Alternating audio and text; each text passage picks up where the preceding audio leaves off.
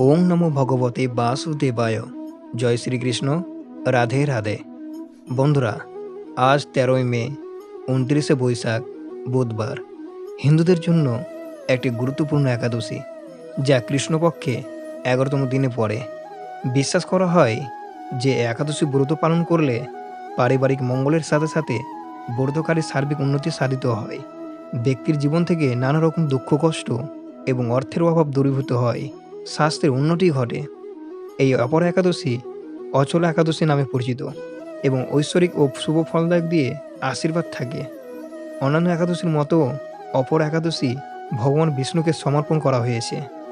অপরা শব্দের অর্থ হল সীমাহীন, এবং ব্রত পালনের মাধ্যমে ব্যক্তির সীমাহীন সম্পদ এবং সমৃদ্ধি লাভ করে। অনেকেই আজ হয়তো এই ব্রত পালন করেছেন।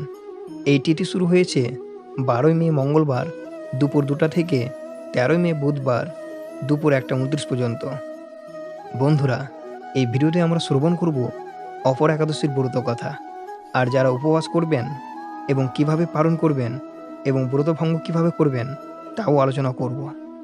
এছাড়াও একাদশীর পালনের বিধি, পালন মন্ত্র, সংকল্প মন্ত্র এবং একাদশীর পর কী কী খাওয়া যাবে সব কিছু নিয়ে সংক্ষিপ্তে আলোচনা করব। যদি কোনো কারণে এই ব্রত নাও পালন করতে পারেন, শুধুমাত্র এই ব্রতের কথাটি একবার শ্রবণ করে আজ সন্ধ্যায় বিষ্ণুর উদ্দেশ্যে একটি প্রদীপ অবশ্যই প্রচলন করবেন। এই পরীক্ষাটি করলেও একাদশী পুণ্যফল অনেকাংশে লাভ হয়ে থাকে। আমরা জেনে নেব জ্যৈষ্ঠ মাসে কৃষ্ণপক্ষের অপর একাদশী ব্রত কথা। জয় শ্রীকৃষ্ণ। রাধে রাধে। অপর একাদশী ব্রত মাহাত্ম্য ব্রহ্মাণ্ড পুরাণে বর্ণনা করা হয়েছে। মহারাজ যুধিষ্ঠির শ্রীকৃষ্ণকে জিজ্ঞাসা করলেন, হে শ্রীকৃষ্ণ, জ্যৈষ্ঠ মাসে কৃষ্ণপক্ষে একাদশীর নাম কি এবং তার মাহাত্ম্য কি? আমি শুনতে ইচ্ছা করি। আপনি অনুগ্রহ করে আমার নিকট বর্ণনা করুন। শ্রীকৃষ্ণ বললেন, হে মহারাজ যুধিষ্ঠির, মানুষের মঙ্গলের জন্য আপনি ভালো প্রশ্ন করেছেন। বহু পুণ্য প্রদানকারী, মহাপাপ বিনাশকারী ও পুত্রদানকারী এই একাদশী অপর নামে বিখ্যাত। এই ব্রত পালন করলে ব্যক্তির জগতে প্রসিদ্ধ লাভ করে। ব্রহ্মহত্যা, গোহত্যা, ভ্রূণ হত্যা, পরনিন্দা, পরস্ত্রী গমন, মিথ্যা ভাষণ প্রভৃতি গুরুতর পাপ এই ব্রত পালনের নষ্ট হয়ে যায়। যারা মিথ্যা সাক্ষ্য দান করেন, ওজন বিষয়ে ছলনা করে, শাস্ত্রে মিথ্যা ব্যাখ্যা প্রদান করে, জ্যোতিষের মিথ্যা গণনা ও মিথ্যা চিকিৎসায় রত থাকে, তারা সকলেই নরক যন্ত্রণা ভোগ করে। এই সমস্ত ব্যক্তিরাও যদি এই ব্রত পালন করে, তবে তারা সমস্ত পাপ থেকে মুক্ত হয়। অপর একাদশী মহত্ব নিয়ে ব্রহ্মাণ্ড পুরাণে বলা হয়েছে, প্রাচীনকালে মহিধ্বজ নামে এক ধর্মপ্রাণ রাজা ছিলেন। তিনি শাস্ত্রীয় বিধিনিষেধ মেনে রাজ্য শাসন করতেন, কিন্তু তার ছোট ভাই বজ্রধ্বজ ছিল অত্যন্ত পাপিষ্ঠ ও হিংস্র প্রকৃতির। সে রাজপদের লোভে এবং দাদার জনপ্রিয়তার ঈর্ষান্বিত হয়ে তাকে হত্যার ষড়যন্ত্র করে। এক গভীর রাতে বজ্রধ্বজ রাজাকে অতর্কিত আক্রমণ করে হত্যা করে এবং লোকচক্ষুর অন্তরালে তার মৃতদেহটি একটি অশ্বত্থ গাছের নিচে পুঁতে রাখে। উপযুক্ত অন্ত্যেষ্টিক্রিয়া ও তর্পণ না হওয়ার রাজা মহিধ্বজ প্রেতজনিতে প্রাপ্ত হন। তিনি সেই অশ্বত্থ গাছেই বাস করতে থাকেন এবং তার অশান্ত আত্মা পথচারীদের ভয় দেখাত ও বিলাপ করত। বহু বছর পর মহাতেজস্বী ধৌম ঋষি সেই পথ দিয়ে যাওয়ার সময় অশ্বত্থ গাছের নিচে এক প্রেতাত্মার আর্তনাদ শুনতে পান। ঋষি তার যোগ বলে জানতে পারেন যে এটি পুণ্যবান রাজা মহিধ্বজের আত্মা, যিনি নিজ ভাইয়ের চক্রান্তে অকালে মৃত্যুবরণ করেছেন। দয়াপরবশ হয়ে ঋষি তাকে উদ্ধার করার সিদ্ধান্ত নেন। ঋষি ধৌম রাজাকে প্রেতযোনি থেকে মুক্ত করার জন্য জ্যৈষ্ঠ মাসে কৃষ্ণপক্ষের অপর একাদশী তিথিতে উপবাস ও শ্রীবিষ্ণুর আরাধনা করেন। পরদিন দ্বাদশী তিথিতে তিনি তার অর্জিত সমস্ত পূর্ণ ফল ও প্রেতাত্মার উদ্দেশ্যে উৎসর্গ করেন। একাদশীর অমোঘ প্রভাবে মহিধ্বজের প্রেতযোনি ঘুচে যায় এবং তিনি বৈকুণ্ঠের দূতদের দ্বারা আনিত দিব্য বিমানে চড়ে পরম ধ্যানে গমন করেন। এইভাবেই ভগবান শ্রীকৃষ্ণ যুধিষ্ঠির কাছ থেকে অপর একাদশী মহত্বের বর্ণনা করলেন। আমরা প্রতিদিনের জীবনে জেনে বা না জেনে অনেক রকমের পাপ করে থাকি। একাদশী ব্রত পালন করলে সেই সব অনিচ্ছাকৃত পাপ থেকে নিষ্কৃত পাওয়া যায়। তাই আপনিও নিষ্ঠার সঙ্গে এই ব্রত পালন করুন।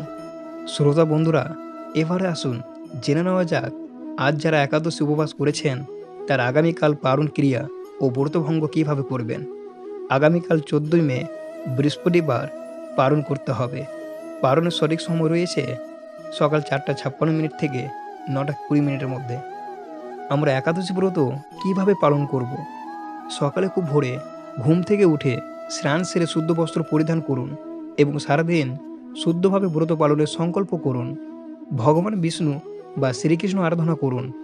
পূজায় চন্দন, ফুল, ধূপ, দীপ এবং বিশেষভাবে ভগবানকে তুলসী পাতা দিয়ে নিবেদন করুন।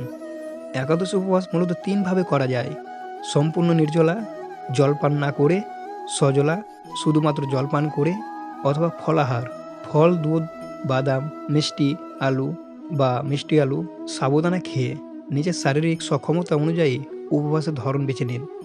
এই দিনে চাল, ডাল, গম, যব, ভুট্টা, সরিষা বা যে কোনো ধরনের শস্য ও অন্য জাতীয় খাবারের গ্রহণ করা একদম নিষেধ করা হয়েছে। সারাদিন বিষ্ণু মন্ত্র ও ওং নমো ভগবতে বাসুদেবায় বা মহামন্ত্র জপ করুন। গীতা বা ভগবত পাঠ করুন এবং মনকে শান্ত রাখুন। এই একাদশী দিন তুলসী গাছে জল দেওয়া নিষেধ করা মনে করা হয়েছে। শাস্ত্রীয় নিয়ম এবং বৈষ্ণব ঐতিহ্য অনুযায়ী একাদশী দিন তুলসী গাছে জল দেওয়া যাবে না। সাধারণ দিনে তুলসী গাছে জল দেওয়া অত্যন্ত পুণ্যজনক হলেও একাদশীর ক্ষেত্রে এর ব্যতিক্রম রয়েছে। এর পেছনে কিছু বেশ কারণ ও নিয়ম রয়েছে। হিন্দু বিশ্বাস অনুযায়ী তুলসী দেবী, যা বৃন্দাবন দেবীও বলা হয়, একাদশীর দিন ভগবান বিষ্ণু সন্তুষ্টির জন্য নির্জলা উপবাস পালন করেন। তাই এই দিন তার গোড়ায় জল দিলে তার উপবাস বা ব্রত ভঙ্গ হয়ে যায়। এই জন্য একাদশীর দিন জল দেওয়া যাবে না। একাদশী, দ্বাদশী, রবিবার এবং যে কোনো গ্রহণের দিন তুলসী গাছ থেকে পাতা ছেঁড়াও সম্পূর্ণ নিষিদ্ধ করা হয়েছে। একাদশীর দিন ভগবান বিষ্ণু বা শ্রীকৃষ্ণ পূজায় তুলসী পাতার প্রয়োজন হলে তা আগের দিন থেকে অর্থাৎ দশমী তিথিতেই তুলে রাখা উচিত। জল না দিয়েও একাদশীর দিন আপনি তুলসী মঞ্চ পরিষ্কার রাখতে পারেন। সন্ধ্যায় তুলসী গাছের সামনে ঘিয়ের প্রদীপ বা ধূপ জ্বালতে পারেন এবং ভক্তি ভরে তুলসী পরিক্রমা করে তাকে প্রণাম করতে পারেন। এটি অত্যন্ত শুভ বলে গণ্য করা হয়েছে। এই একাদশীর পালন ক্রিয়া কিভাবে আমরা সম্পন্ন করতে পারি, এবার আমরা জেনে নিই। বন্ধুরা, একাদশী উপবাসের ভঙ্গের প্রক্রিয়া শাস্ত্রীয় ভাষায় পারণ বা পারণ ক্রিয়া বলা হয়। এটি পরের দিন অর্থাৎ দ্বাদশী তিথিতে একটি নির্দিষ্ট নিয়মে এবং নির্দিষ্ট সময়ে সম্পূর্ণ করতে হয়। একাদশী ব্রতের সম্পূর্ণ সুফল পেতে পঞ্জিকায় উল্লেখিত নির্দিষ্ট পারণ মুহূর্ত বা শুভ সময়ের মধ্যেই ব্রত ভঙ্গ করা বাধ্যতামূলক। দ্বাদশী তিথির প্রথম 1/4 সময়কে হরিবাসর বলা হয়। শাস্ত্র অনুযায়ী হরিবাসরের সময় পালন করা সম্পূর্ণ নিষেধ। হরিবাসর শেষ হওয়ার পর পালনের নির্দিষ্ট সময়ের মধ্যে প্রসাদ গ্রহণ করতে হবে। পালনের দিন সকালে সূর্যোদয়ের আগে ঘুম থেকে ওঠা উচিত। ভালোভাবে স্নান সেরে এবং শুদ্ধ পরিষ্কার বস্ত্র পরিধান করে পুজোর প্রস্তুতি নিতে হয়। আরাধনা ও ভোগ নিবেদন: পূজার স্থানে বসে ভগবান বিষ্ণু বা শ্রীকৃষ্ণের আরাধনা করুন। ভগবান ভোগে অবশ্যই আগের দিন, দশমীর দিন তুলে রাখা তুলসী পাতা অর্পণ করবেন।